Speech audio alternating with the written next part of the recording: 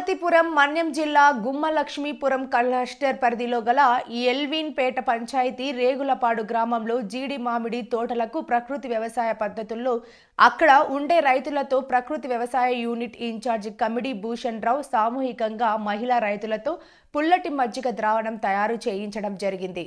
ఈ కార్యక్రమంలో ప్రకృతి వ్యవసాయ శాఖలో పనిచేస్తున్న యూనిట్ ఇన్ఛార్జ్ కమిటీ భూషణ్ మాట్లాడుతూ జీడి మామిడి తోటలకు వాతావరణం అనుకూలం లేని కారణంగా తెగులు పురుగులు ఆశించి అవకాశం ఉంది అన్నారు. అందుకు భూమిపై వేలాడే కొమ్మలను కత్తిరించాలి, చెట్టు చుట్టూ కూడా ట్రెంచి తీసి అక్కడ ఉండే ఆకులతో మల్చింగ్ చేయాలి.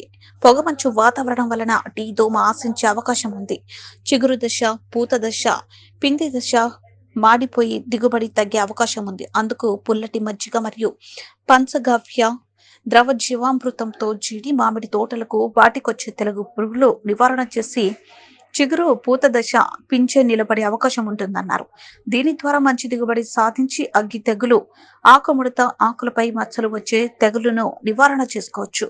ఈ పుల్లటి మజ్జిగను 2 సార్లు పిచికారీ చేయడం వలన తెగులును, పురుగును నాశనం చేసి మంచి దిగుబడి సాధించవచ్చన్నారు. అందుకు ప్రతి గ్రామంలో రైతులు జీడి మామిడి తోటలకు ఈ ప్రకృతి వ్యవసాయ పద్ధతిలో పండించి మరియు ఎక్కువ స్థాయిలో అంతర పంటలుగా పసుపు, అల్లం, పైనాపిల్, మినుములు వంటివి వేసుకుంటే మంచి అదనపు ఆదాయం వస్తుందన్నారు.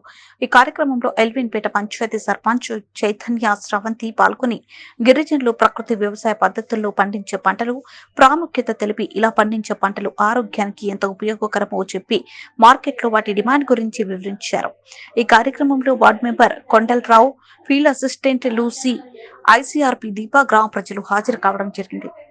సో దాన్ని బట్టి మనం ఏం చేస్తామంటే ఈ పుల్లటి పెరుగుని 3 లీటర్ల నుండి 6 లీటర్లు తీసుకొని ఒక పెద్ద డ్రమ్ములు కానీ లేదంటే పెద్ద బేషన్ ఇట్లాంటి పాత్రలు కూడా ఉంచుకొని దాన్ని మనం ఒక 5 రోజులు, ఒక 6 రోజులు అందులో పోసి మురగబెట్టి, అంటే కొట్టేటప్పుడు కూడా పెరుగు నీరు పోసిన తర్వాత ప్లాస్టిక్ ఏవైతే కూడా మూత పెట్టకూడదు. ఓన్లీ అంటే చిలుకు కాకుండా మనం కట్టుకునే వస్త్రం కానీ లేదంటే గోని సంచి లాంటివన్నీ పెట్టుకొని ఆ మూత కట్టి ఉదయము సాయంత్రము అలాగా నవదీశలో అలా కలుపుతూ ఉండాలి. మళ్ళీ మూత కట్టేయాలి.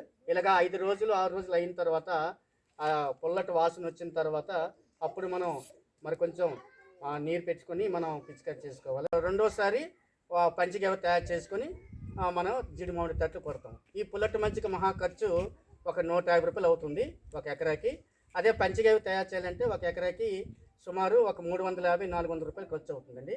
ఎటువంటి రసాయనిక ఎరువులు, పురుగు మందులు వాడకుండా ఈ ప్రకృతి వ్యవసాయ పద్ధతులు మనం వెళ్ళగలిగితే మంచి దిగుబడి, మంచి పూత, మంచి పింజరాలకుంటే ఏ తెగులు రాకుండా ఆశించడానికి అవకాశం ఉంటుంది. అంతేకాకుండా ద్రవజీవంతం ఒకటి తయారు చేసుకోవచ్చండి. 200 లీటర్ నీరు, 2 కేజీల శనగపిండి, 2 కేజీల బెల్లము, అలాగే అంటే ఇప్పుడు పోయినట్టయితే ఫర్దర్గా వ్యవసాయము పంట బాగుంటుంది, దాంతోపాటు మన ఆరోగ్యం కూడా బాగుంటుంది. ఎప్పుడు మనకి ఎక్కువ మోతాదులో మనకి ఏంటి వ్యవసాయంలో మనకి ఎక్కువ ఆర్థికంగా మనకి డబ్బులు ఎక్కువ రావాలి, పంట ఎక్కువ దిగుబడి రావాలని చెప్పేసి మనం ఏం చేస్తాం, మందులు వేసి మనం వ్యవసాయం చేస్తాం. దానివల్ల వస్తుంది ఎక్కువ మద్దతులో మనకి లాభాలు అయితే వస్తాయి. పైకెత్తండి, పైకెత్తి